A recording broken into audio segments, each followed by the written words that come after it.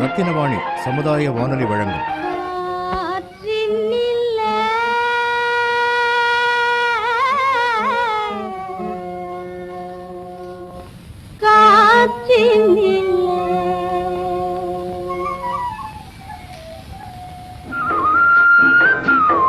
காற்றில் மிதந்து வரும் கணிதம். காற்றில் மிதந்து வரும் கணிதம் இந்திய அரசு அறிவியல் மற்றும் தொழில்நுட்பத்துறையின் ஓர் அங்கமான தேசிய அறிவியல் மற்றும் தொழில்நுட்ப தொடர்பியல் குழுமத்தின் ஆக்கம் ஊக்கம் ஆதரவுடன் ரத்தினவாணி சமுதாய வானொலி தயாரித்து வழங்கும் காற்றில் மிதந்து வரும் கணிதம்.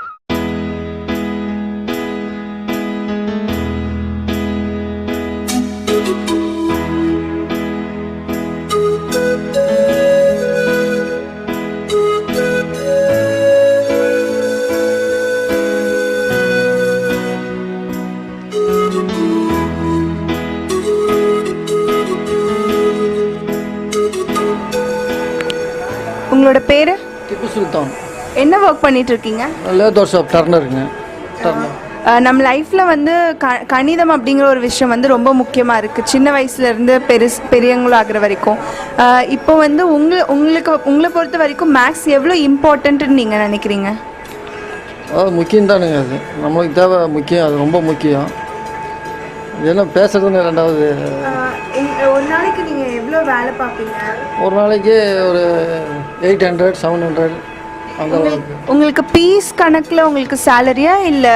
நானே இது சொந்த ஒர்க் ஷாப் இது நம்மளுக்கு. நான் ஒன்லி எல்லாமே நானே பார்த்துக்கிறேன். டர்னர் நானே எல்லாமே A to Z வரைக்கும் நானே பார்த்துக்கிறேங்க.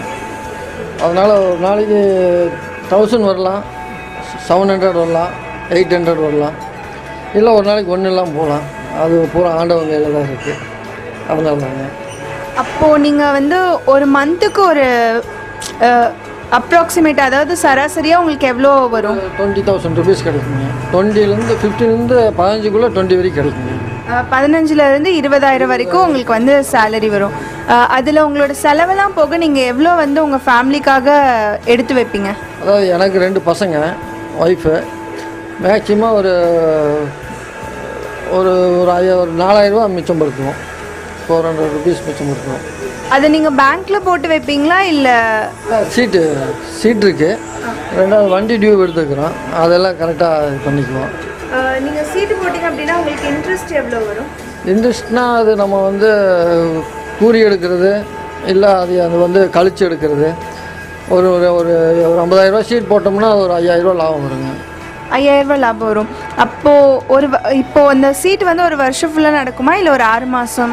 அது வந்து 23 மாதம் நடக்குங்க. 2 வருஷம் 20 மாதம்.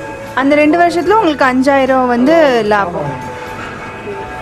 இது போக உங்களுக்கு பேங்க் சம்மந்தமாக ஏதாவது டவுட் இருக்கா? பேங்க்கில் எவ்வளோ வட்டி கொடுப்பாங்க அந்த மாதிரி? பேங்க் வட்டி அது இல்லைங்க.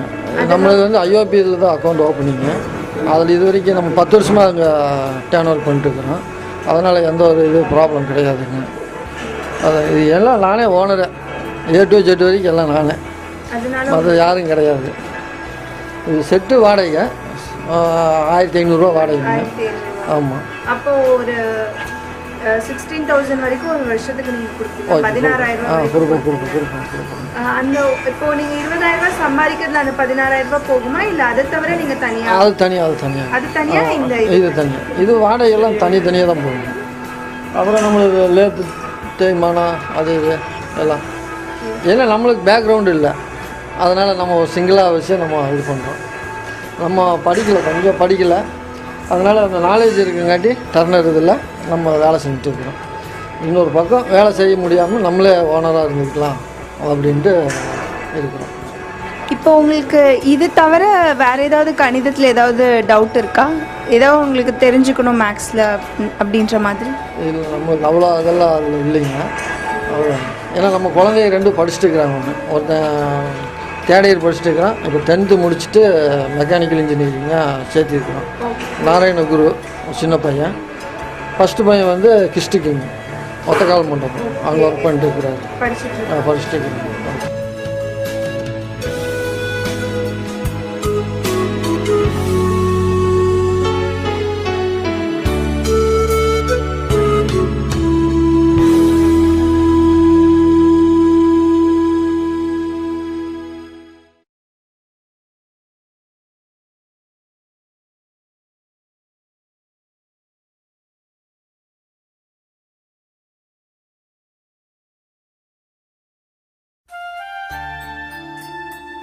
அனைவருக்கும் வணக்கம். இன்னைக்கு காற்றில் மிதந்து வரும் கணிதம் பகுதியில் சிட்கோ பகுதியில் வேலை செஞ்சுட்ருக்க ரொம்ப இன்ட்ரெஸ்டிங்காகவும் ரொம்ப சுறுசுறுப்பாகவும் அவரோட வேலையை தெளிவாகவும் செஞ்சுட்ருக்க ஒரு ஆளை தான் வந்து நம்ம மீட் பண்ணோம். அவர் யாருன்னு பார்த்தீங்கன்னா அவர் பேரை சொன்னாலே அப்படியே அலற மாதிரி இருக்கும். அவர் பேர் என்னன்னு பார்த்தீங்கன்னா திப்பு சுல்தான். அதுதான் வந்து அவரோட பேரே. அவர் பார்த்தீங்கன்னா லேத் ஒர்க் ஷாப், சொந்தமாக லேத் தொழில் வச்சு வேறு யாருக்கிட்டையும் நான் வேலைக்கு போக மாட்டேன், என்னோட சொந்த காலில் என்னோட சொந்த தொழிலில் நானே தான் வந்து வச்சு முன்னேறுவேன் அப்படின்னு சொல்லிட்டு சொந்தமாக ஒர்க் ஷாப் வந்து வச்சுருக்காரு. அவர் மட்டும்தான் வந்து அந்த கடையை அவர் மட்டும்தான் வந்து அந்த ஒர்க் ஷாப்பில் வந்து வேலை செய்கிறாரு. வேறு யாரையுமே வேலைக்கும் வச்சுக்கல. எல்லா தொழிலும் அவரே தான் செய்கிறாரு. சிஎன்சி ஆப்ரேட்டராக இருக்கட்டும், ஷட்டராக இருக்கட்டும், எல்லா தொழிலுமே வந்துட்டு அதாவது எல்லா ஒர்க்குமே வந்துட்டு அவர் தான் பண்ணிகிட்ருக்காரு. இவரோட சம்பளம் என்ன அப்படின்னு பார்த்தீங்கன்னா ஒரு நாளைக்கு வந்து ஒரு 700 ஒரு 800 ஒரு 1000 வரைக்கும் இவர் வந்து சம்பாதிக்கிறாரு. மாதம் பார்த்தீங்கன்னா ஒரு மேக்ஸிமமாக 15,000 20,000 வரைக்கும் இவர் வந்து சம்பளம் வாங்குறாரு. இவரோட வேலை பார்த்தீங்கன்னா இவர் ஒருத்தரே இருக்கங்காட்டி லாபம் வந்தாலும் இவருக்கு தான், நஷ்டம் வந்தாலும் இவருக்கு தான். அந்த மாதிரி தான் வந்துட்டு இவரோட ஒர்க் ஷாப் வந்து நடந்துட்டுருக்கு. இவர் பார்த்தீங்கன்னா ஒரு சில நாள் ஒன்றுமே இல்லாமல் இருக்கும், ஒரு சில நாள் பார்த்தீங்கன்னா வேலை இருக்கும், ஒரு சில நாள் வேலை இருக்காது. இந்த மாதிரி தான் வந்து பீஸ் வர்றப்ப வந்து அதிகமாக வேலை இருக்கும். பீஸ் தீர்ந்துருச்சு அப்படின்னா பீஸ் வரக்கு 2 நாள் ஆகுனா அந்த 2 நாள் வேலை இருக்காது. இந்த மாதிரி தான் வந்து இவரோட லைஃப் வந்து போயிட்டுருக்கு. இவருக்கு பார்த்தீங்கன்னா ஒய்ஃப் இருக்காங்க, 2 பசங்க வந்து இருக்காங்க. இவரோட வாடகை பார்த்தீங்கன்னா அதாவது இவர் சொந்தமாக தொழில் வச்சுருக்காரு, ஒர்க் ஷாப் வச்சுருக்காரு. ஆனால் வந்துட்டு அந்த ஒர்க் ஷாப்புக்கு பார்த்தீங்கன்னா வாடகை பார்த்தீங்கன்னா மாதம் ஒரு 1,500 வரைக்கும் வாடகை வந்து கொடுத்துட்ருக்காரு. இவர் பார்த்தீங்கன்னா ஒரு சீட்டு வந்து போட்டிருக்கேன் அப்படின்னு சொல்லி சொன்னார். இவருக்கு வந்து சேவிங்ஸோட முக்கியத்துவம் என்ன அப்படிங்கிறதெல்லாம் சூப்பராக தெரிஞ்சிருக்கேன். ஏன்னா நம்ம எல்லார் லைஃப்லேயுமே வந்து சேவிங்ஸ் அப்படிங்கிற ஒன்று கண்டிப்பாக இருக்கணும் அப்படின்னு சொல்லியிருக்கேன். ஏன்னா நம்ம எல்லார் லைஃப்லேயுமே வந்து சேவிங்ஸ் அப்படிங்கிற ஒன்று வந்து கண்டிப்பாக இருக்கணும். அப்போ தான் வந்து நம்ம லைஃப்பில் வந்துட்டு இப்போ யூஸ் ஆகுதோ இல்லையா பின்னாடி வந்து யூஸ் ஆகும். இவர் வந்து பார்த்தீங்கன்னா சேவிங்ஸோட இம்பார்ட்டன்ஸ் எல்லாம் இவருக்கு வந்து தெரிஞ்சிருக்குது. ஏன்னா சேவிங்ஸ் அப்படிங்கிறது நம்ம எல்லார் வாழ்க்கையிலுமே ரொம்ப முக்கியமான ஒன்று. சேவிங்ஸ் அப்படிங்கிறது நம்ம எல்லார் வாழ்க்கையிலுமே இருக்கணும். நம்ம யாராக இருந்தாலும் சரி, அப்பா தான் சம்பாதிக்கிறாரு, அவர் தான் வந்து அவரோட சம்பளத்துலேருந்து மிச்சம் கொடுத்து சேமிக்கணும் அப்படிங்கிறதெல்லாம் கிடையவே கிடையாதுங்க. நம்ம எல்லாருமே வந்துட்டு சேமிக்கணும். அப்பா வந்து நம்மக்கிட்ட ஒரு 2 ரூபா கொடுக்குறாரு அப்படின்னா ₹1 நம்ம வச்சுட்டு ₹1 வந்துட்டு நம்ம சேமிப்பில் வந்துட்டு நம்ம செலுத்தணும். இப்போல்லாம் பார்த்தீங்கன்னா சிறு சேமிப்பு அந்த மாதிரி இப்போ அக்கௌண்ட்டில் பார்த்தீங்கன்னா மைனர் அக்கௌண்ட், மேஜர் அக்கௌண்ட் அப்படின்னு சொல்லி வந்துருச்சு. சின்ன பிள்ளைகளாக இருந்தீங்க அப்படின்னா நீங்கள் மைனர் அக்கௌண்ட் வந்துட்டு ஓப்பன் பண்ணிவிட்டு அப்பா கொடுக்குற காசுலேருந்து ஒரு சின்ன தொகையை வந்து நீங்கள் வந்து மைனர் அக்கௌண்ட்டில் வந்து சேமித்து வச்சிங்க அப்படின்னா அப்பா கிட்ட காசு இல்லாத நேரத்தில் வந்து நீங்கள் ஏதோ டக்குன்னு ஸ்கூலில் வந்து பார்த்தீங்கன்னா ஏதோ ஒரு அமௌண்ட் வந்து திடீர்னு கேட்பாங்க. அப்போ பார்த்தோம்னா அப்பா கிட்ட இருக்காது. ஏன்னா அப்பா வந்து பார்த்தீங்கன்னா இவர் வந்து பார்த்தீங்கன்னா லேத் வேலை செஞ்சுட்ருக்காரு. ஒரு நாளைக்கு அமௌண்ட் வரும், ஒரு நாளைக்கு வராது. ஏன்னா சொந்தமாக தொழில் செய்கிறாரு. அதனால் ஒரு நாளைக்கு வரும், ஒரு நாளைக்கு வராது. சம்பளம் வந்து இவ்வளோ தான் ஃபிக்ஸ்டு அப்படின்னு சொல்ல முடியாது. எவ்வளோ வந்துட்டு வருதோ, எவ்வளோ வேலை செய்கிறாரோ அந்தளவுக்கு வந்துட்டு இவருக்கு சம்பளம் வந்து வரும். அதனால வந்து இவர்கிட்ட ஒரு சில நாள் இல்லாமல் போகும். அப்போ வந்து பார்த்திங்கன்னா உங்களுக்கு இந்த அக்கௌண்ட்டில் நீங்கள் சேவ் பண்ணி வச்சுருக்க அமௌண்ட் வந்து யூஸ் ஆகும். இவங்க மட்டும் இல்லை, எல்லாருமே வந்துட்டு மைனராக இருக்கவங்க எல்லாருமே வந்துட்டு பார்த்திங்கன்னா உங்கள் அப்பா கொடுக்குற அமௌண்ட்டு, அம்மா கொடுக்குற அமௌண்ட்லாம் பார்த்திங்கன்னா மோஸ்ட்லி செலவு பண்ணாமல் தேவையில்லாத காரணத்துக்காக, அதாவது தேவையானதுக்கெல்லாம் செலவு பண்ணணும், தேவையில்லாத காரணத்துக்காக வந்து செலவு பண்ணாதீங்க. அதெல்லாம் வந்துட்டு சேமித்து வச்சிங்க அப்படின்னா நல்லா ஒரு எப்பயாவது நமக்கு இல்லாதப்போ வந்துட்டு அது யூஸ் ஆகும். எதுவுமே வந்துட்டு ஒன்று நம்மக்கிட்ட இல்லை அப்படிங்கும்போது தான் வந்து அதோட இது என்ன அப்படிங்கிறது, அதோட வேல்யூ என்ன அப்படிங்கிறது வந்து நமக்கு தெரியும். அப்போ காசு இல்லாத சமயத்தில் தான் காசோட வேல்யூ என்ன அப்படிங்கிறது வந்து நமக்கு தெரியும். இருக்கிறப்ப வந்து நம்ம நல்லா செலவு பண்ணிடுவோம். ஆனால் காசு வந்து ஒரு நாளைக்கு தேவைப்படும் போது நம்மக்கிட்ட இல்லை அப்படின்னா அப்போ தான் நம்ம வந்து அன்னைக்கு செலவு பண்ணிட்டோமே அப்படிங்கிற வருத்தம் வந்து நமக்கு அன்றைக்கி வரும். அதே மாதிரி தாங்க காசை வந்து நம்ம வந்து சேமித்து வைக்கணும். அப்போ வந்து காசு இல்லாத நேரத்தில் கூட நம்ம அந்த அமௌண்ட்டை எடுத்து நம்ம எப்பவும் போல் செலவு பண்ணிக்கணும். தேவையான காரணத்துக்கு மட்டும் எப்போவுமே செலவு பண்ணாதீங்க. தேவையான காரணத்துக்கு மட்டும் எப்போ செலவு பண்ணுங்கள். தேவையில்லாததுக்கெல்லாம் வந்துட்டு செலவு பண்ணிங்க அப்படின்னா நம்ம லைஃப்பில் வந்துட்டு நம்ம எந்த காசுமே சேமித்து வைக்க முடியாமல் போயிடும். சேவிங்ஸ் அப்படிங்கிற சேவிங்ஸோட இம்பார்ட்டன்ஸ் வந்துட்டு திப்பு சுல்தானுக்கு வந்துட்டு நல்லாவே தெரிஞ்சிருக்கு. இவர் வந்து பார்த்திங்கன்னா சொந்தமாக ஒர்க் ஷாப் வச்சு நல்லா தைரியமாக வந்துட்டு வேலை செஞ்சுட்ருக்காரு. நான் தான் முதலாளி, நான் தான் தொழிலாளி அப்படின்னு சொல்லிட்டு நல்லா வேலை செஞ்சுட்ருக்காரு. இவர் பார்த்திங்கன்னா ஒரு 50,000 சீட்டு வந்து போட்டிருக்காரு. இதில் உங்களுக்கு எவ்வளோங்க லாபம் அப்படின்னு சொல்லி கேட்டங்காட்டி நான் வந்து 20 மாதம் கட்டுவேங்க, 2 இயர்ஸ் 2 வருஷத்துக்கு நான் இதை வந்து கட்டுவேன், ஒரு 20 மாதத்துக்கு வந்து நான் கட்டுவேன். எவ்வளோ அமௌண்ட் அவங்க சொல்கிறாங்களோ, இப்போ பார்த்தீங்கன்னா 50,000 அப்படிங்கும்போது நம்ம ஒரு 50,000 அப்படின்னா ஒரு மாதத்துக்கு எவ்வளோ வரும்னு சொல்லி நம்மளால கேல்குலேட் பண்ண முடியும். ஆனால் நாங்கள் அப்படி மட்டும் கொடுக்க மாட்டோம். இப்போ 50,000க்கு நான் சீட்டு போடுறேன் அப்படின்னா இடையிலே அந்த சீட்டை வந்து நிறைய பேர் எடுப்பாங்க. அவங்களும் 50,000க்கு சீட்டு போடுவாங்க. அந்த இடையில எடுக்கும்போது அதில் வந்து அவங்களுக்கு லாஸ் ஆகிற அமௌண்ட் வந்து எங்கள் எல்லாத்துக்கும் பிரித்து கொடுத்துருவாங்க. அப்போ வந்து எங்களுக்கு மாதம் வந்து ஒரு நாள் நாள் ஏறும் ஒரு நாள் இறங்கும், அந்த மாதிரி தான் வந்து நாங்கள் மாற்றி மாற்றி கட்டிட்டு வருவோம். இதில் எங்களுக்கு கடைசி எவ்வளோ வந்து லாபம் அப்படின்னு சொல்லி பார்த்தீங்கன்னா ஒரு 5000 வந்து எங்களுக்கு லாபம் கிடைக்கும். அதனால் இது வந்து நான் சீட்டு போட்டிருக்கேன் அப்படின்னு சொல்லியிருந்தார். இப்போ பார்த்தீங்கன்னா லேத்துலலாம் பார்த்தோம்னா தேய்மானம் அதெல்லாம் வந்துட்டு டேமேஜ் பீஸ் எல்லாம் இருக்கும். அந்த மாதிரி நிறையா விஷயங்கள்னால வந்துட்டு இவருக்கு வந்து பணம் வந்து லாஸ் ஆகலாம். இந்த மாதிரி நிறைய இது வந்து இருக்குது. அது மட்டும் இல்லாமல் வாடகை வந்து இவர் மாதம் 1500 வந்து பே பண்ணணும். 2 பசங்க வேறு இருக்காங்க. அவங்க வந்துட்டு பார்த்திங்கன்னா அவங்களுக்கு காலேஜோ ஸ்கூலாக இருக்கட்டும், அவங்களுக்கெல்லாம் பார்த்திங்கன்னா ஃபீஸ் கட்ட வேண்டியது இருக்கும், புக்ஸ் வாங்க வேண்டியது இருக்கும். இப்போ பொங்கல் தீபாவளியாலாம் வந்துச்சுன்னா ட்ரெஸ்ஸஸ் வந்து எடுக்க வேண்டியது இருக்கும். இந்த மாதிரி மெடிக்கல் செலவு ஏதாச்சும் திடீர்னு உடம்பு சரியில்லாமல் போயிட்டாலும் மெடிக்கல் செலவு வந்துட்டு நிறையா இருக்கும். இதெல்லாமே வந்துட்டு அவங்க பண்ண வேண்டியதாக வந்து இருக்கும். இதுக்கெல்லாம் பார்த்திங்கன்னா இவர் சர்வ் பண்ணி வச்சார் அப்படின்னா தான் வந்து முடியும். இவர் வந்து சீட்டு போட்டு சர்வ் பண்ணி வச்சுருக்காரு. இன்னொரு ஐடியா கூட இவருக்காக நான் சொல்ல விரும்புகிறேன். என்னென்னு பார்த்தீங்கன்னா இப்போ அக்கௌண்ட்டில் வந்து நிறைய அக்கௌண்ட் வந்து இருக்குங்க. எஸ்பி அக்கௌண்ட் இருக்குது, ஆர்டி அக்கௌண்ட் இருக்குது, டெபாசிட் அக்கௌண்ட். இப்போ வந்து நீங்கள் சீட்டு போட்டிருக்கீங்க, ஒரு 2 வருஷத்துக்கு போட்டிருக்கீங்க 50000 சீட்டு. அந்த 50000 வந்து உங்கள் கையில் கிடச்சோன்னுமே நீங்கள் வந்து பார்த்தீங்கன்னா அந்த 50000 அப்போ உங்களுக்கு செலவில்லை. அதாவது இப்போ தான் வந்துட்டு எனக்கு இந்த வருஷம் எனக்கு வந்து செலவு இல்லை, எனக்கு அடுத்த வருஷம் தான் இதுக்கான செலவு இருக்குது அப்படின்னு சொல்லிட்டு நீங்கள் நினைக்கிறீங்க. அப்போ வந்து உங்கள் வீட்டில் வந்து நீங்கள் அந்த அமௌண்ட்டை அந்த 50000 வந்து வீட்டில் வச்சுருந்தீங்க அப்படின்னா அதுக்கு சேஃப் கிடையாது. அது உங்களுக்கு நல்லாவே தெரியும். ஏன்னா இப்போ வந்துட்டு நம்ம வீட்டில் அமௌண்ட் வச்சோம் அப்படின்னால கண்டிப்பாக சேஃபே கிடையாதுங்க. வெளியே நிறையா வந்துட்டு அது இதுன்னு நடந்துகிட்ருக்கு. அப்போ திருடங்கள்லாம் இருக்கும்போது தெரிஞ்சிச்சு அப்படின்னாலே வந்துட்டு உடனே வந்து காசு திருடிட்டு போயிடுவாங்க. சேஃப் கிடையாது. நம்மளும் ஏதோ ஒரு இடத்துல வச்சுட்டு காணுமேன்னு சொல்லிட்டு வீடு பூரா தள்ளவிட்டு இருப்போம். அதனால வந்து பேங்க் அப்படிங்கிறது நமக்கு ரொம்ப சேஃப்டியான ஒரு இடங்க. பணம் வைக்கிறதுக்கு வந்து ரொம்ப சேஃப்டியான இடம், சேவ் பண்ணுறதுக்கு ரொம்ப நல்ல இடம். அதனால் வந்து பார்த்திங்கன்னா பேங்க்கில் வந்து பார்த்திங்கன்னா எஸ்பி அக்கௌண்ட் இருக்குது, ஆர்டி அக்கௌண்ட் இருக்குது, டெபாசிட் அக்கௌண்ட் இருக்குது. இந்த மாதிரி 3 அக்கௌண்ட் வந்து இருக்குங்க. இப்போ இந்த 3 அக்கௌண்ட்டில் பார்த்திங்கன்னா எஸ்பி அக்கௌண்ட் அப்படிங்கிறது வந்துட்டு நார்மலாக நம்ம எப்பவும் போல் எவ்வளோ வேணால் பணம் போட்டுக்கலாம், எவ்வளோ வேணால் பணம் எடுத்துக்கலாம், எப்போ வேணாலும் போட்டுக்கலாம், எப்போ வேணாலும் எடுத்துக்கலாம். இந்த மாதிரி அக்கௌண்ட் தான் வந்துட்டு எஸ்பி அக்கௌண்ட். அதில் எப்படி வட்டி கால்குலேட் பண்ணுவாங்க அப்படின்னு பார்த்திங்கன்னா அதில் வந்து பார்த்திங்கன்னா நம்ம எவ்வளோ தடவை ட்ரான்சாக்ஷன் பண்ணுறோமோ, அதாவது ஒரு மாதத்துக்கு ஒரு 3 தடவை ட்ரான்சாக்ஷன் பண்ணியிருந்தோம்னா அந்த அசல் கூட இந்த 3% அப்படிங்கிறத வட்டியாக வந்து அவங்க எடுத்துப்பாங்க. அதை வந்து டிவைட் பண்ணி எவ்வளோ வருதோ அதை வந்து நம்ம அசல் கூட சேர்த்து போடுவாங்க. இப்படி தான் வந்து எஸ்பி அக்கௌண்ட்டில் வந்துட்டு வட்டி கால்குலேட் பண்ணுவாங்க. அதே மாதிரி வந்துட்டு இது ஆர்டி அக்கௌண்ட் அப்படின்னு சொல்லி நம்ம பார்க்கும்போது ஆர்டி அக்கௌண்ட்டில் பார்த்திங்கன்னா மேக்ஸிமம் இப்போலாம் ஒரு 9% வரைக்கும் வட்டி தராங்க. ஆர்டி அக்கௌண்ட் அப்படிங்கிறது என்னென்னு பார்த்தீங்கன்னா ஃபிக்ஸ்டு அப்படிங்கிற ஒரு வேர்டு அது சூட்டபுளாக இருக்கும். அதில் பார்த்திங்கன்னா ஒரு இவ்வளோ அமௌண்ட் அப்படின்னு சொல்லி ஃபிக்ஸ்டாக வச்சுப்பாங்க. இவர் பார்த்திங்கன்னா மாதம் ஒரு 15000 20000 வரைக்கும் சம்பளம் வாங்குறாரு. அதில் வந்து சீட்டெல்லாம் போடுறாரு. அதனால் இவருக்கு பார்த்திங்கன்னா மாதம் ஒரு சின்ன அமௌண்ட்டு வந்து பார்த்திங்கன்னா ஒரு 1000 மட்டும் இவர் எடுத்து வைக்கிறாரு. ஒரு 1000 மட்டும் மீதமாகுது அப்படின்னு சொல்லிட்டு அதை நான் சேவ் பண்ணோம் அப்படின்னு சொல்லி எடுத்து வைக்கிறாருன்னா மாதம் வந்து ஒரு 1000 மட்டும் இவர் எடுத்து வைக்கிறாருன்னா இப்போ பார்த்திங்கன்னா ஒரு மாதத்துக்கு 1000 எடுத்து வைக்கும்போது இவர் வந்து ஆர்டி அக்கௌண்ட் வந்து யூஸ் பண்ணிக்கலாம். எப்படின்னு பார்த்திங்கன்னா ஆர்டி அக்கௌண்ட்டில் வந்து ஒரு ஃபிக்ஸ்டு அமௌண்ட் வந்து ஃபிக்ஸ் பண்ணிடுவாங்க. ஃபிக்ஸ்டு அமௌண்ட் ஃபிக்ஸ் பண்ணிட்டு அதை வந்து மாதம் ஒரு 1000 எடுத்து வைக்கிறாருன்னா 1000 நம்ம கட்டிகிட்டே வரணும். அது கம்மியாகவும் கட்ட முடியாது, ஜாஸ்தியாகவும் கட்ட முடியாது. 1000 கட்டிகிட்டே வரும்போது இப்போலாம் மேக்ஸிமம் வந்துட்டு 9% வரைக்கும் ஆர்டி அக்கௌண்ட்டில் வந்து வட்டி கொடுக்குறாங்க. அப்போ அது 9% வட்டியும் வந்து பார்த்திங்கன்னா நம்ம அக்கௌண்ட் கூட ஆட் ஆகிட்டே வரும். அப்படி ஆட் ஆகிட்டே வரும்போது ஒரு 2 வருஷத்துக்கு இவர் போடுறாரு அப்படின்னா அந்த சீட்டும் வந்து ஒரு 2 வருஷம், அந்த சீட்டு வந்துட்டு பார்த்திங்கன்னா ஒரு 2 வருஷம், இந்த ஆர்டி அக்கௌண்ட்டை வந்து 2 வருஷம் இல்லைன்னா ஒரு 5 வருஷத்துக்கு போடுறாரு அப்படின்னா 5 வருஷம் வரைக்கும் 1000 கட்டிகிட்டே வந்தாருன்னா 5 வருஷம் கழிச்சு இந்த அசல் கூட 1000 கட்டிட்டு வந்திருப்பார் இல்லைங்களா, அந்த அசல் கூட அவங்க 9%, அந்த 9% வட்டியும் சேர்ந்து வரும்போது ஒரு பெரிய அமௌண்ட் வந்து இவருக்கு கிடைக்கும். அது மட்டும் இல்லாமல் இவர் சீட்டு வேறு போட்டிருக்காரு இல்லைங்களா, சீட்டு போட்டு இந்த ஆர்டி அக்கௌண்ட் ஓப்பன் பண்ணுறதுக்கு முன்னாடியே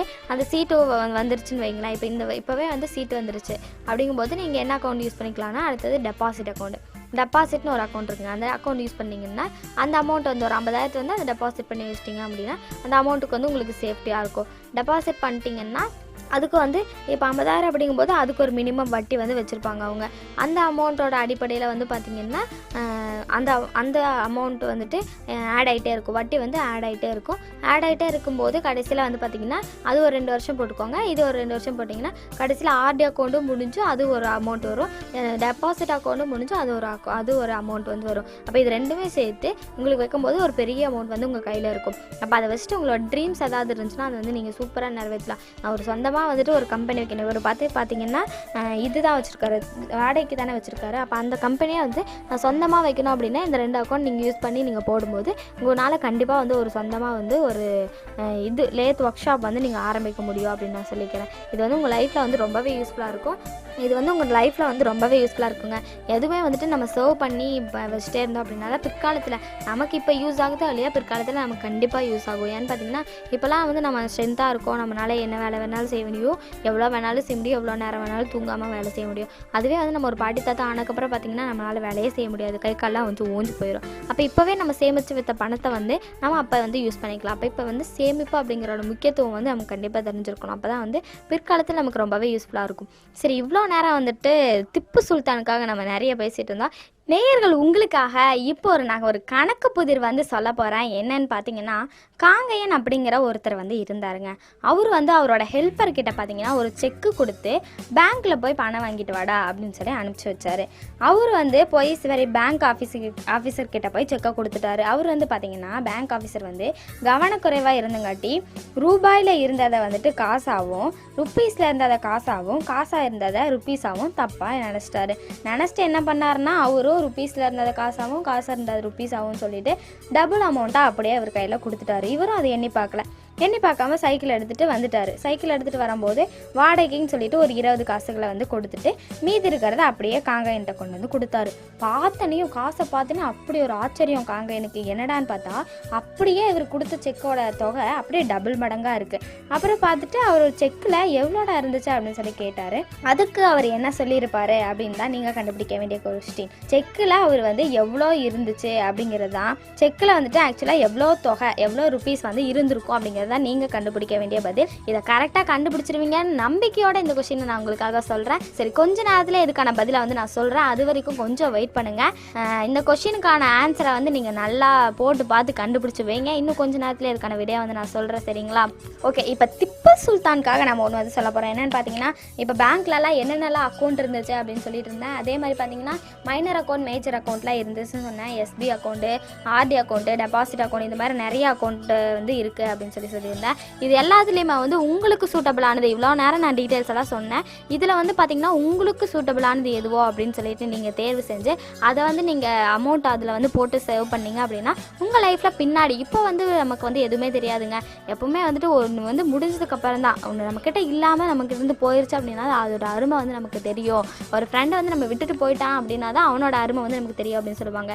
அதே மாதிரி தாங்க எப்பவுமே வந்துட்டு நம்மக்கிட்ட இருக்க திறமை, அதாவது நமக்கு திறமைன்ட்டு இல்லை, நம்மக்கிட்ட இருக்க ஸ்ட்ரென்த்லாம் போய் நம்ம பாட்டி தாத்தா ஆனக்கப்புறம் தான் வந்துட்டு அதை நம்ம சேவ் பண்ணாமல் விட்டுட்டோமே, நம்ம அப்போ சேவ் பண்ணி வச்சுருந்தோம்னா இப்போ நம்ம ஜாலியாக வாழ்ந்துருக்கலாமே அப்படிங்கிற ஒரு எண்ணம் வந்து நமக்கு வரும். அதனால் வந்து பார்த்திங்கன்னா நம்ம இப்போ இருந்தே வந்துட்டு சேவ் பண்ணணும் அப்படிங்கிற பழக்கத்தை நம்ம வந்துட்டு எப்போவுமே வந்துட்டு நம்ம மைண்டில் வந்து வச்சுட்டே இருக்கணும். அதே மாதிரி அப்பா அம்மாவாக இருக்கட்டும், அவங்க வந்து உங்கள் குழந்தைங்களுக்கு பார்த்திங்கன்னா இப்போ இருந்தே வந்துட்டு ஒரு உண்டியல் வாங்கி கொடுத்து இதில் நீ சேவ் பண்ணடா செல்லாம் அப்படின்னு சொல்லிட்டு நீங்கள் ஒவ்வொரு ரூபாய் டெய்லியும் வந்து பார்த்திங்கன்னா நீங்கள் அதில் ₹1 போட்டு ₹1 இந்த உனக்கு வச்சுக்கோ அப்படின்னு சொல்லி நீங்கள் சொன்னீங்கன்னா அடுத்த நாள் நீங்கள் ₹2 கொடுக்கும்போது அந்த பாப்பாவே இப்போ என்ன பண்ணால் ₹1 உண்டியில் போட்டு ₹1 வச்சுப்பாங்க. அப்போ உங்களுக்கு சேவிங்ஸ் அப்படிங்கிற பழக்கத்தை வந்து நீங்கள் சொல்லிக் கொடுக்கணுங்க. இதுக்காக நிறைய விஷயங்கள்லாம் இருக்குது. நம்ம சேவ் பண்ணோம் அப்படின்னு சொல்லிட்டு நம்ம நினச்சிட்டோம் அப்படின்னா அதுக்காக நிறைய விஷயங்கள்லாம் இருக்குது. அது எல்லாத்துலேயுமே வந்து நம்ம சேவ் பண்ணலாம். இப்போ இவர் வந்து பார்த்திங்கன்னா சீட்டு போட்டிருக்காரு. இவருக்கு வந்து சேவ் பண்ணணும் அப்படிங்கிற எண்ணம் வந்து இருக்குது. அதோட விழிப்புணர்வு வந்து இருக்குது. சேவ் பண்ணணும், நம்ம வாழ்க்கையில் வந்து சேவ் பண்ணணும், குடும்ப பட்ஜெட் போட்டு செலவு பண்ணணும், நம்ம வந்து நிறைய காசெல்லாம் வேஸ்ட் பண்ணக்கூடாது அப்படிங்கிற எண்ணம் வந்து இவருக்கு வந்து இருக்குது. ஏன்னு பார்த்தீங்கன்னா இவர் வந்து ஒரு சொந்தமாக வந்துட்டு இவரே தொழில் செஞ்சுட்ருக்காரு. ரொம்ப தைரியசாலின்னு நினைக்கிறேன். திப்பு சுல்தானுங்கிற பேரை கேட்டாலே அந்த தைரியம் வந்து இருக்குது அப்படிங்கிறது நல்லாவே தெரியுது. இவர் வந்து பார்த்திங்கன்னா நல்லா வந்துட்டு வேலை செஞ்சிட்ருக்காரு. இவரோட லைஃப்பில் வந்துட்டு நான் யாரையும் நம்ப மாட்டாப்பா, என்னோடய தொழில், என்னோடய கம்பெனி, நான் செய்கிறேன்னா எனக்கு எவ்வளோ லாபம் வருதோ அதை நான் வச்சுப்பேன், நஷ்டம் வருதா சரி என்னால் தானே வந்துச்சு அப்படின்னு சொல்லி விட்டுட்டு போயிடுவேன் அப்படின்னு ரொம்ப தைரியசாலியாக அவர் வந்து வேலை செஞ்சுட்ருக்காரு. ஒரு நாளைக்கு ஒரு ₹1000 700, 800, 1000, 1500 இந்த மாதிரி வந்து சம்பாதிக்கிறாரு. இவரோட வாழ்க்கையை நல்லாவே ரன் பண்ணிகிட்ருக்காரு. இவருக்கு வந்து பார்த்திங்கன்னா இந்த வண்டி டியூலாம் வந்து வச்சுருக்காரு. சீட்டு போடுறாரு, வண்டி டியூ இதெல்லாமே வந்து வச்சுருக்காரு. இதெல்லாத்தையும் கரெக்டாகவே கட்டிட்டு வந்துட்டுருக்காரு. இவருக்கு வந்து ஒரு சில விஷயங்களை மட்டும்தான் வந்து டவுட்டு. கணக்கில் வந்து பேசிக்காக வந்து கூட்டல், கழித்தல், பெருக்கல், வகுத்தல் இந்த மாதிரி 4 விஷயங்கள் வந்து பேசிக் அப்படின்னு சொல்லுவோம். நம்ம குழந்தையிலேருந்தே பார்த்திங்கன்னா நமக்கு 1 2 3லேருந்து எல்லாமே வந்து கணக்கு வந்து சொல்லிக் கொடுக்க ஆரம்பிச்சிருவாங்க. நம்ம வந்து பார்த்திங்கன்னா இப்போ ஏன்னு பார்த்திங்கன்னா நம்ம லைஃப்பில் எல்லா இடத்துலையுமே வந்து கணக்கு அப்படிங்கிறது ரொம்பவே முக்கியமான ஒன்று. அது வந்து நம்ம எப்போவுமே வந்து பார்த்திங்கன்னா நம்ம வந்து கணக்கை யூஸ் பண்ணி தான் நம்ம வாழ்க்கையில் எல்லாமே வந்து இருக்கும். இப்போ இத்தனை இது இருக்கா அப்படின்னா எவ்வளோ ருப்பி, அதாவது வந்து இவ்வளோ ரூபாய்க்கு பொருள் வாங்குகிறோம் அப்படிங்கிறது. இப்போ இந்த 2 பொருளை சேர்த்துனா எவ்வளோ ரூபா வரும் அப்படிங்கிறது நமக்கு தெரிஞ்சிருக்கணும். இப்போ இந்த பொருள் வந்து ஒரு சாக்லேட் வந்து ஒரு ₹5 வாங்குகிறோம், அதே மாதிரி ஒரு சிப்ஸ் வந்து ஒரு ₹10 வாங்கணும் அப்படின்னா நம்ம எவ்வளோ ருப்பி கொடுக்கணும் அப்படிங்கிறது நமக்கு தெரிஞ்சிருக்கணும். அப்படின்னா கூட்டல் தெரிஞ்சிருக்கணும். அப்போ ரூபா, இது 10 ரூபா, அது 5 ரூபா அப்படின்னா 10 கூட்டல் 5 15 ரூபா அப்படின்னு சொல்லிட்டு நமக்கு தெரிஞ்சிருக்கணும். அதுக்கு வந்து நம்ம கூட்டல் தெரிஞ்சுக்கணும். அதே மாதிரி கழித்தல் அப்படின்னா நம்ம 15 ரூபா இந்த பொருளோட விலை, அப்போ 20 ரூபா நம்ம கொடுக்குறோன்னா மீதி அவங்க எவ்வளோ கொடுப்பாங்க அப்படின்னு சொல்லி நமக்கு தெரிஞ்சிருக்கு, கழித்தல் தெரிஞ்சிருக்கணும். அது வந்து பார்த்திங்கன்னா 20லேருந்து 15 போச்சுன்னா எவ்வளோ, 20 கழித்தல் 15 5, அப்போ 5 ரூபா நமக்கு மீதி வரணும் அப்படிங்கிறதுக்கு கழித்தல் தெரிஞ்சிருக்கணும். இதே மாதிரி பெருக்கல், வகுத்தல், கூட்டல், கழித்தல் இது எல்லாமே வந்து நமக்கு தெரிஞ்சிருக்கணும். அதே மாதிரி பார்த்திங்கன்னா இப்போ பேங்க்கு போகிறோம் அப்படின்னா ஏதோ ஒரு சீட்டுக்கு, அதாவது நகை அடகு வைக்கிறோம் அப்படின்னா அதுக்கு நமக்கு என்ன தெரிஞ்சிருக்கணும்னா வட்டி கணக்கெலாம் பார்த்திங்கன்னா தெரிஞ்சிருக்கணும். வட்டி கணக்கெலாம் ரொம்ப ஈஸிங்க, ரொம்ப கஷ்டமெல்லாம் கிடையாது. இப்போ வந்து 1 லட்ச ரூபாய்க்கு நீங்கள் வந்துட்டு கடன் வாங்குறீங்க அப்படின்னா அதுக்கு வந்து மாதம் வந்துட்டு பார்த்திங்கன்னா ஒரு பர்சன்டேஜ் வட்டி வந்து கொடுப்பாங்க. அது வந்து ஒரு இவ்வளோ பர்சன்டேஜ், 1% அப்படின்னு சொன்னாங்கன்னா 100க்கு 1 ரூபா வட்டி.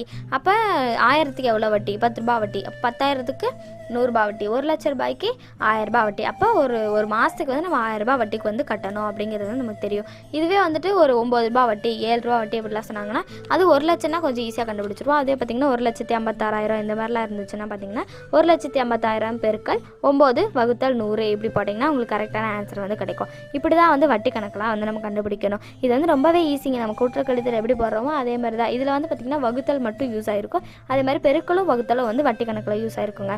இது வந்து ரொம்பவே ஈஸி தான், ரொம்ப கஷ்டமெல்லாம் கிடையாது, ரொம்பவே ஈஸியான ஒரு விஷயம் தாங்க. சரி, இப்போ நேர்களுக்காக இவ்வளோ நேரம் வந்து வட்டி கணக்கெல்லாம் எப்படி போடணும் அப்படிங்கிறத பற்றி நம்ம வந்து சொல்லிட்டு இருந்தேன். அது மட்டும் இல்லாமல் பேங்க் டீட்டெயில்ஸ் எல்லாம் வந்து கொடுத்துட்ருந்தேன். இப்போ வந்து நேர்களுக்காக நான் ஒரு கொஷின் வந்து கொடுத்துருந்தேன். அந்த கொஷினை வந்து நான் உங்களுக்காக ரிப்பீட் பண்ணிவிட்டு அதோட ஆன்சர் என்ன அப்படிங்கிறது வந்து நான் சொல்கிறேன். ரொம்ப இன்ட்ரெஸ்டிங்காக ரொம்ப கேட்டுட்ருக்கீங்க, நல்லா கேட்டுட்ருக்கீங்கன்னு நினைக்கிறேன். சரி, இப்போ என்னென்னு பார்த்தீங்கன்னா காங்கையன் அப்படிங்கிறவர் ஒருத்தர் வந்து இருந்தார். அவரோட ஹெல்ப்பர்கிட்ட ஒரு செக்கு கொடுத்து பேங்க்கில் பணம் போட்டு வர மாதிரி அனுப்புனார். அவர் என்ன பண்ணார்னா சரிங்க அப்படின்னு சொல்லிட்டு செக்கை வாங்கிட்டு போய் பேங்க்கில் கொடுத்தாரு. பேங்க்கில் இருக்கவர் என்ன பண்ணார்னா கவனக்குறைவான ருப்பீஸில் இருக்கிறத காசாகவும் காசில் இருக்கிறத ருப்பீஸாகவும், அதாவது ரூபாயில் இருக்கிறத காசாகவும் காசில் இருக்கிறத ரூபாயாகவும் தப்பாக நினச்சிட்டு அவரும் அந்த அமௌண்ட்டை வந்து கொடுத்துட்டாரு. அது பார்த்திங்கன்னா அந்த அமௌண்ட்டை விட அவர் செக்கு கொடுத்த அமௌண்ட்டை விட டபுள் மடங்காக இருந்திருக்காரு. இவருக்கும் வந்து அவர் பார்க்க தெரில. இவர் என்ன பண்ணுறாருன்னா ஹெல்ப்பர் வந்து எண்ணி பார்க்காம அதை எடுத்துகிட்டு வந்துடுறாரு. அதுலேருந்து ஒரு 20 ருபீஸ் மட்டும், ஒரு 20 காசுகள் மட்டும், ருப்பீஸில் ஒரு 20 காசுகள் மட்டும் என்ன பண்ணுறாருன்னா கொடுத்துட்டு 20 காசுகள் மட்டும் வண்டி வாடகைக்காக கொடுத்துட்டு மீதி இருக்கிறத அப்படியே கொண்டு வந்து காங்கையன்கிட்ட கொடுத்துட்றாரு. காங்கையனுக்கு ஒரே ஆச்சரியம். பார்த்தோன்னே என்னடா அது டபுள் மடங்காக இருக்க அமௌண்ட் அப்படின்னு சொல்லிட்டு ஒரே ஆச்சரியம். எப்படி வந்துட்டு அந்த அமௌண்ட் வந்து அதிகமாச்சு, அது வந்து அவர் செக்கில் வந்து எவ்வளோ அமௌண்ட் வந்து அப்படி இருந்திருக்கும் அப்படிங்கிறத நீங்கள் கண்டுபிடிக்க வேண்டிய விடை அப்படின்னு சொல்லி நான் சொல்லியிருந்தேன். இதை நல்லா கண்டுபிடிச்சிருப்பீங்கன்னு நினைக்கிறேன். சரி, இப்போ நான் ஆன்சர் சொல்ல போகிறேன். ரொம்ப இன்ட்ரெஸ்டிங்காக கேட்டுட்ருக்கீங்க. சரி, செக் பண்ணிக்கோங்க. ஆன்சர் தப்பாக இருந்துச்சு அப்படின்னா தயவு செஞ்சு வருத்தப்படாதீங்க. நான் சொல்கிற விளக்கத்தை வச்சு மறுபடியும் வந்துட்டு நீங்கள் போட்டு பாருங்கள். கண்டிப்பாக கணக்கு வந்து கரெக்டாக வரும். எந்த ஒரு விஷயத்தையுமே வந்து நம்ம போட்டு பார்க்க தான் வந்துட்டு நமக்கு அது வந்து ஈஸியாக பழகும். சைக்கிள் வந்து ஃபஸ்ட் எடுத்துனுமே வந்து நம்ம ஓட்டிட முடியாது இல்லைங்களா? ஒரு தடவை கீழே விடுவோம், வண்டியாக இருக்கட்டும் சைக்கிளாக இருக்கட்டும், 2 தடவை கீழே விடுவோம். அதுக்கப்புறம் கீழே விழக்கூடாது அப்படிங்கிறதுக்காக நம்ம மறுபடியும் ஓட்டி பார்த்துட்டே இருக்கும்போது நம்ம அதுக்கு வந்து பழகிடும். அப்போ சூப்பராக வந்து நம்ம வண்டி ஓட்டுவோம், சைக்கிள் ஓட்டுவோம், இந்த மாதிரி விஷயங்கள்லாம் வந்து நடக்கும். அதே மாதிரி தாங்க கணக்கு அப்படிங்கிறது ஃபஸ்ட் டைம் வந்து கொஞ்சம் கஷ்டமாக தான் இருக்கும். போட்டு பார்த்துட்டே இருந்தீங்கன்னா ரொம்ப ஈஸியாகிடும். சரி, இதுக்கான விடை என்னன்னு பார்த்தீங்கன்னா காங்கையனோட செக்கில் இருந்த தொகை என்னன்னா 26.53 அப்படிங்கிறது தான் வந்துட்டு அவரோட ரூபாய் 26.53 ரூபாய் அவருக்கு இருந்திருக்கு. 26.53 அப்படிங்கிறது தான் இவரோட செக்கில் இருந்த தொகை. ஆனால் அவரு கொடுத்த தொகை பார்த்திங்கன்னா 53.26 ரூபாய் அவர் வந்து கொடுத்துருக்காரு. சைக்கிளோட வாடகை எவ்வளோ 20. அப்போ 53.26ல் 20 ரூபாய் 20 காசுகள் வந்து போச்சுன்னா மீதி எவ்வளோ 53.26 கழித்தல் 20 அப்படின்னா 53.06. இதுதான் வந்து மீதி. அதாவது செக்கில் இருந்த தொகை வந்து பார்த்திங்கன்னா 26.53. அவரு கொடுத்தது பார்த்திங்கன்னா 53.26. இந்த 20 ரூபா போக மீதி எவ்வளோ இருந்துச்சுன்னா 53.06. இதுதான் வந்து இந்த கணக்குக்கான விடை. இதை நீங்கள் சரியாக கண்டுபிடிச்சிருப்பீங்க அப்படின்னு நான் நினைக்கிறேன். இதை சரியாக கண்டுபிடிக்கல அப்படின்னா தயவு செஞ்சு வருத்தப்படாதீங்க. இவ்வளோ நேரம் நான் சொன்ன விளக்கங்கள்லாம் வச்சு மறுபடியும் போட்டு பாருங்கள். கண்டிப்பாக கணக்கு கரெக்டாக வரும். எப்போவுமே முயற்சி வந்துட்டு திருவினையாக்கும் அப்படின்னு சொல்லுவாங்க. நம்ம முயற்சி பண்ண தான் வந்து பார்த்திங்கன்னா நம்ம லைஃப்பில் எல்லாமே வந்து கரெக்டாக நடக்கும். ஸோ கணக்கை வந்து போட்டு பார்த்துட்டே இருங்க, உங்களுக்கு வந்து அது ஈஸியாகிடும். எந்த கணக்காக இருந்தாலும் சரிங்க, வட்டி கணக்காக இருந்தாலும் சரி, வகுத்தலாக இருந்தாலும் சரி. வகுத்தல் தான் மோஸ்ட்லி நிறைய பேர் கஷ்டம்னு சொல்லுவாங்க. ஐயோ வகுத்தலா எனக்கு போட தெரியாதுப்பா, பாயிண்டெல்லாம் வந்துச்சுன்னா நானெல்லாம் வந்து இதாகிடுவேன், வளரிடுவேன், தப்பாக போட்டுருவேன் அப்படின்னு சொல்லிட்டு பயப்படுவாங்க. வகுத்தல் அப்படிங்கிறது ரொம்ப பெரிய விஷயம்லாம் கிடையாதுங்க. கூட்டலோட கூடுதல் தான் வந்து பெருக்கல், அதே மாதிரி கழித்தலோட கூடுதல் தான் வந்து வகுத்தல். இது வந்து ரொம்பவே ஈஸி தான். அது வந்து நீங்கள் போட்டு பார்த்துட்டே இருந்தீங்கன்னா கண்டிப்பாக அது கணக்கு வந்து உங்களுக்கு கரெக்டாக வரும். எப்பவுமே வந்து மிஸ் ஆகாது. சரிங்க, இன்றைக்கி இப்போ வந்து நம்ம இவ்வளோ நேரம் பேசின தகவல்கள்லாம் வந்துட்டு திப்பு சுல்தானுக்காக மட்டும் நான் பேசலைங்க, உங்கள் எல்லாருக்காகவும் சேர்த்து தான் வந்து பேசினேன். திப்பு சுல்தானுக்கு மட்டும் இல்லை, அவங்க எல்லாருக்குமே நேர்களாகி அவங்க எல்லாருக்குமே வந்து ரொம்பவே யூஸ்ஃபுல்லாக இருந்திருக்கும் அப்படின்னு நான் நினைக்கிறேன். இந்த தகவல்கள் எல்லாமே உங்களோட லைஃப்பில் ரொம்பவே யூஸ்ஃபுல்லாக இருக்கும். ஸோ இது எல்லாத்தையும் ஃபாலோ பண்ணுங்கள். கண்டிப்பாக வந்துட்டு சேவிங்ஸ் அப்படிங்கிறது நம்ம வாழ்க்கையில் வந்து ரொம்பவே முக்கியம். அது வந்து நீங்கள் ஃபாலோ பண்ணிகிட்டே இருந்தீங்க அப்படின்னா கண்டிப்பாக உங்கள் லைஃப்பில் வந்துட்டு எந்த ஒரு விஷயத்துலையும் நீங்கள் எதை அச்சீவ் பண்ண நினைக்கிறீங்களோ அதை வந்து கண்டிப்பாக அச்சீவ் பண்ண முடியும் அப்படிங்கிறத வந்து நான் தெளிவாக சொல்லிக்கிறேன் இந்த இடத்துல. இப்போ வந்து பார்த்திங்கன்னா நம்ம எந்த ஒரு விஷயத்தையுமே வந்து அச்சீவ் பண்ணோம், நான் முயற்சி பண்ணுவேன், கண்டிப்பாக எனக்கு வெற்றி கிடைக்கும் அப்படின்னு சொல்லி நீங்கள் நினச்சிங்க அப்படின்னா கண்டிப்பாக அதுக்கான வெற்றி வந்து கிடைக்கும். சேவிங்ஸ் அப்படிங்கிறது நம்ம எல்லார் வாழ்க்கையிலுமே ரொம்ப முக்கியங்க. ஸோ எல்லாருமே வந்து சேவ் பண்ணுங்கள். சரி, இன்றைக்கி சொன்ன எல்லா தகவலுமே வந்துட்டு திப்பு சுல்தான் அவர்களுக்கு மட்டும் நான் சொல்ல, அவங்க எல்லாருக்குமே சேர்த்து தான் சொன்னேன். திப்பு சுல்தானுக்கு இது வந்து ரொம்பவே யூஸ்ஃபுல்லாக இருந்திருக்கும் நம்புறேன். இது கேட்டுட்டு இருக்கவங்க எல்லாருக்குமே வந்து ரொம்பவே யூஸ்ஃபுல்லாக இருக்கும் அப்படின்னு சொல்லி நம்புறேன். மீண்டும் சந்திப்போம். நன்றி.